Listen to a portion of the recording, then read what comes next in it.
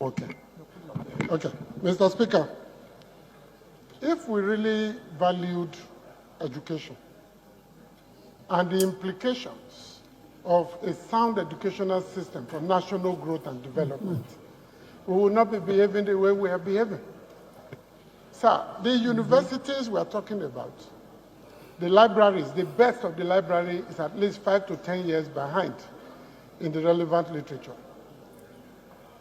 The laboratories, nothing to write home about. Academic journals have disappeared completely.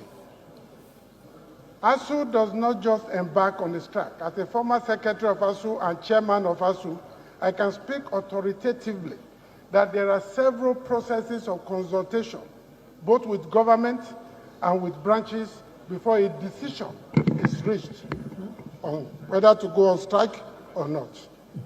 And I believe that before ASU took this decision, there are 3 outstanding agreements signed by the federal government and not implemented.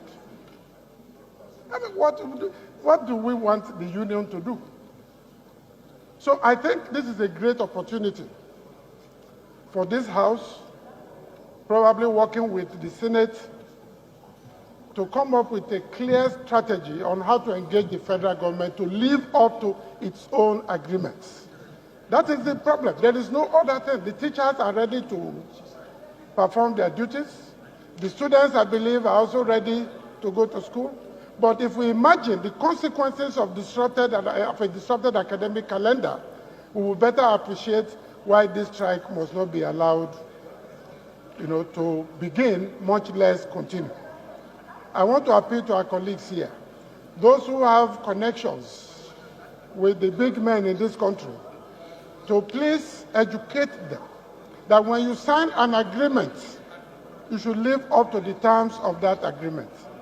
ASU is doing the right thing in calling a strike, but mainly to call the attention of Nigerians to what the federal government is doing. Not because they want to punish the students or prevent them from taking their exams or breaking the calendar. It is because the federal government has become notorious in signing agreements and not living up to the terms of the agreement. Mr. Speaker, honorable colleagues, I want to appeal that this must be taken very seriously. This is an opportunity to find a once and for all solution to the problem of strikes in our universities.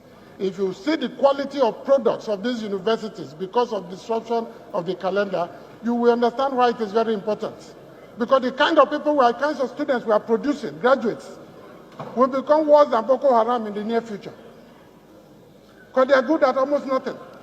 And you force them into the system, give them jobs, they damage the entire administrative, political, and planning processes. And we are back to square one. Over 6 decades after political independence, we are still where we are. We have not solved one single problem. One. Even as the one listed in O.A. Lawal that we all read for a while. Go back to that book, it's still in existence, and see if we have solved one problem since 1960. We should be embarrassed. The Nigerian ruling class is more than wearing big agbada, riding air-conditioned cars and building mansions in Asokoro and other places. We should be embarrassed that as a nation, we have not made progress decisively in any sector. And part of the problem is what is happening with ASU. We're going to be talking about our school children. You have governors with convoys of 20 cars, 30 cars. They are spending money to hire thugs, but they can't even build schools for their children. They can't feed the children once a day.